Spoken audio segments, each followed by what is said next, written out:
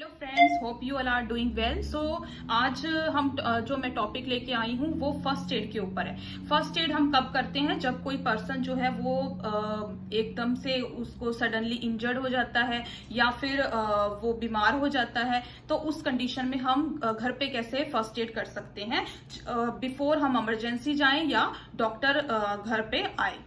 Friends, first aid जो होती है वो डिपेंड करती है कि कंडीशन कितनी वर्स्ट है, किस तरीके से किसी पर्सन को इंजरी हुई है या कोई डैमेज हुआ उसको, ये डिपेंड करता है कि कंडीशन के ऊपर। जैसे कि मैं ओंटारियो में रहती हूँ और ओंटारियो का जो इमरजेंसी नंबर है वो 911 है। तो जब आप देखें कि एक बिगेस्ट डैमेज हो चुका है तो आपने एक पर्सन ने तो कॉल करनी है 911 और दूसरे पर्सन ने उसकी हेल्प करनी है जो पर्सन इंजर्ड हो। हम बात करते हैं बर्न के ऊपर। अगर किसी की स्किन जो है वो घर में बर्न हो जाती है, और 3 तरीके से स्किन बर्न होता है, सुपरफिशियल, पार्शियल और फुल बर्न।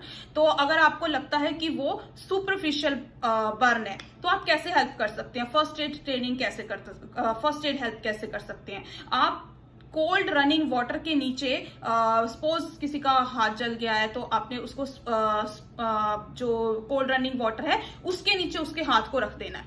और उसके बाद जैसे कि आपने देखा ही है कि स्किन के ऊपर एक छाले से पड़ जाते हैं जिसमें पानी भर जाता है, आपने बिल्कुल उसे हिलाना नहीं है, वो खुद ही अपने आप ही ठीक होंगे। और जब आप पानी के अंदर उस हाथ को रहने देंगे एकदम से तो वो चीज बनेगी ही नहीं। और दूसरी बात, अगर वो बाई चांस बन भी जाते हैं तो आपने उसको छेड़ना नहीं है, क्योंकि जब हम उसको उसके अंदर बहुत सारे बैक्टीरिया जो है, जर्म्स बन चुके होते हैं, इसलिए उसको आपने बिल्कुल भी हाथ नहीं लगाना है।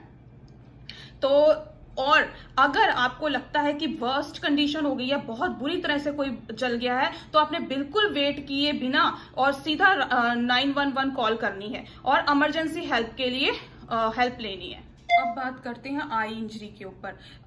ये तो बड़ी बेसिक सी बात है कि आपको पता ही है, अगर कोई फॉरेन पार्टिकल जो है वो आंख के अंदर चला जाता है तो आपने उसको बिल्कुल भी आंख के अंदर उंगली नहीं लगानी है, आपने पानी के छींटे मारने हैं, ठीक है। और अगर कोई शार्प चीज जो है वो चली जाती है आंख के अंदर तो बिल्कुल भी उसको हिलाना नहीं है। एक तो इमरजेंसी कॉल कर देनी है और दूसरा उस जो आंख है उसको दोनों तरफ से सपोर्ट देनी है।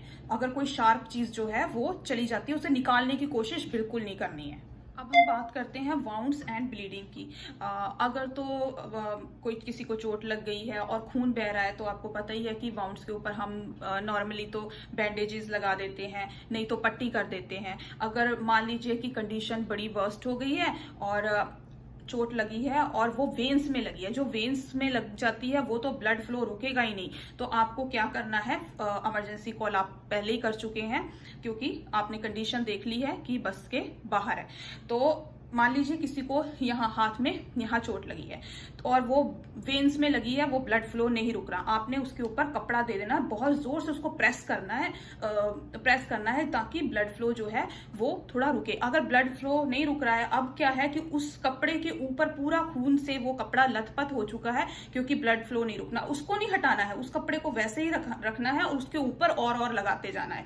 और साथ में एक चीज और करनी है, वो क्या करनी है, आपने इधर भी पट्टी बांधनी है और इधर भी बांधनी है, जिससे क्या होगा, जो ब्लड यहां से हमारी बॉडी से हाथ की तरफ को जा रहा है वो ब्लड इधर नहीं, यहां बाजू में नहीं आएगा। और उसको अच्छे से बांध देना दोनों तरफ से। अगर इसमें क्या होता है, जब कई बार हम ऐसे करते हैं ना तो यहाँ ब्लड नहीं आएगा। अगर ब्लड नहीं आएगा तो ये वाली बाजू जो हमारी है तो क्या होगी, सून हो जाएगी। सून होने से ब्लड फ्लो नहीं होएगा तो यहाँ की वेन्स जो है वो डेड होने का बहुत ज्यादा चांसेस होते हैं। लेकिन आपने ये करना कब है, ऐसे नहीं कर देना है, ये तब करना है जब आपको लग रहा है कि इमरजेंसी की हेल्प मिलने में टाइम है और ब्लड फ्लो बहुत ज्यादा हो रहा है बॉडी से, वो भी तो नहीं चाहिए ना।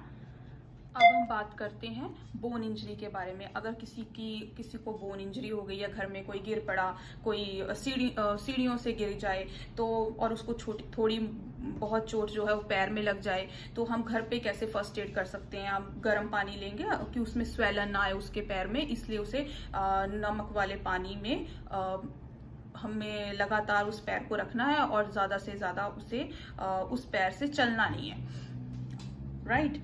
बट अगर इंजरी इतनी ज्यादा हो जाए किसी को कि मान लीजिए उसको स्पाइनल इंजरी हो गई है या उसको स्कल इंजरी हो गई है, बैक इंजरी हो गई है, कुछ भी अगर इस तरह की ज़्यादा किसी को इंजरी हो जाती है तो आपने उस पर्सन को बिल्कुल भी उसकी जगह से नहीं हटाना है। मुझे पता है कि ये थोड़ा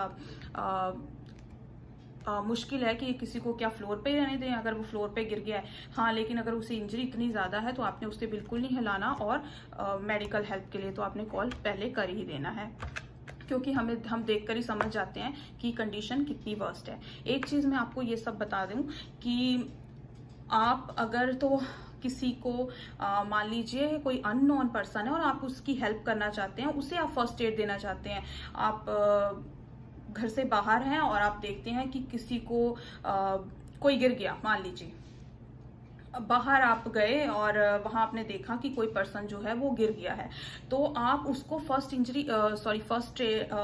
एड हेल्प ऐसे नहीं दे सकते। आपको पहले उससे पूछना है क्या आपको मेरी हेल्प चाहिए, क्योंकि किसी भी अननोन पर्सन को, आप डॉक्टर नहीं है कि आप जाकर उसको फर्स्ट एड हेल्प देना शुरू कर दें। तो प्लीज मेरी ये रिक्वेस्ट है आपसे कि जब आप भी आप किसी की हेल्प करें तो पहले खुद को देखें कि आपने उससे पूछना है कि आपको हेल्प चाहिए, कि किसी को आपकी जरूरत है कि नहीं है, अदरवाइज आपको वो ऐसे ही सू कर देगा।